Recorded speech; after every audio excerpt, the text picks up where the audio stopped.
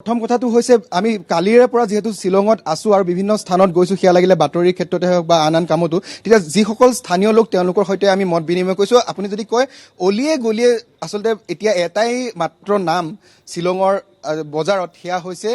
সোনম ৰঘুবংশী বা তেওঁৰ সেই সম্পূৰ্ণ যি এই ঘটনাটো সংঘটিত কৰিলে এই বিষয়ে চৰ্চা মহিলাসকলক যেতিয়া লগ পাওঁ কাৰণ মেঘালয় কোৱা হয় যে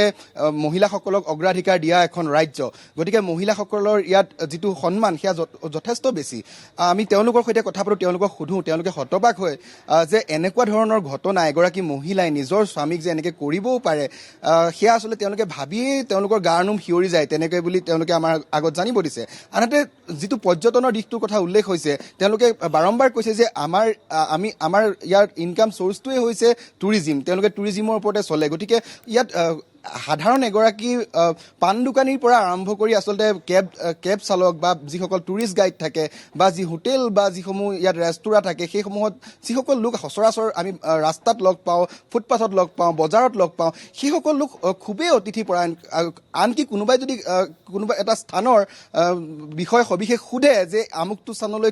কোন দিশে যাব লাগে খুব সুন্দৰকৈ তেওঁলোকে বুজাই দিয়ে আৰু খুব আচলতে তেওঁলোকে অতিথিপৰায়ণৰ যিটো ভাৱ সেইটো তেওঁলোকৰ কথা বতৰাতে ওলাই পৰে গতিকে যেতিয়া সম্পূৰ্ণ সামাজিক মাধ্যম বা যি ৰাষ্ট্ৰীয় সংবাদ মাধ্যম তাত বহুলভাৱে প্ৰথম অৱস্থাত এই সমগ্ৰ ঘটনাটো যিভাৱে প্ৰচাৰ হৈছিলে সেই প্ৰচাৰ হোৱাৰ পাছতেই কিন্তু শ্বিলঙৰ যিসকল স্থানীয় লোক তেওঁলোক এক প্ৰকাৰ দুখত ভাগি পৰিছিলে কাৰণ তেওঁলোকে আজিলৈকে যিটো কাম কৰা নাই যেনেকুৱা ধৰণৰ ঘটনা হোৱা নাই সেই ঘটনাৰ বাবে তেওঁলোকক দায়ী সজোৱা হৈছিলে একাংশ ৰাষ্ট্ৰীয় সংবাদ মাধ্যমেই হওক বা সামাজিক মাধ্যমেই হওক বহুলভাৱে এই বিষয়টো চৰ্চা হৈছিলে কিন্তু যেতিয়া এই বিষয়টো সম্পূৰ্ণ গুৰুত্বপূৰ্ণ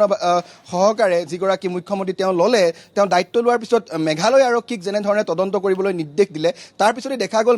মেঘালয় আৰক্ষীয়েও কিন্তু অতি তেওঁলোকে ক্ষিপ্ৰভাৱে যুদ্ধংদেহী গতিত বুলিয়ে ক'ব লাগিব তেওঁলোকৰ এই অভিযানটো প্ৰথম দিনটোৰ পৰাই চলাই গ'ল আপুনি যদি চাই সমগ্ৰ ঘটনাটোৰ বিষয়ে তেনেহ'লে কেনেকৈ এই ঘটনাটোৰ প্ৰথম ক্লুটো আৰক্ষীয়ে লাভ কৰিছিলে যেতিয়া এই ঘটনাটোৰ প্ৰথম কেছ ৰেজিষ্টাৰ হৈছিলে ইন্দোৰত অৰ্থাৎ ৰাজা ৰঘুবংশীৰ পৰিয়ালৰ তৰফৰ পৰা যেতিয়া অভিযোগ দিয়া হৈছিলে সেই সময়ছোৱাত তেওঁলোকে যেতিয়া শ্বিলং আৰক্ষীক সহযোগ কৰিছিলে বা যোগাযোগ কৰিছিলে সেই সময়ত শ্বিলং আৰক্ষীয়ে যেতিয়া তেওঁলোকৰ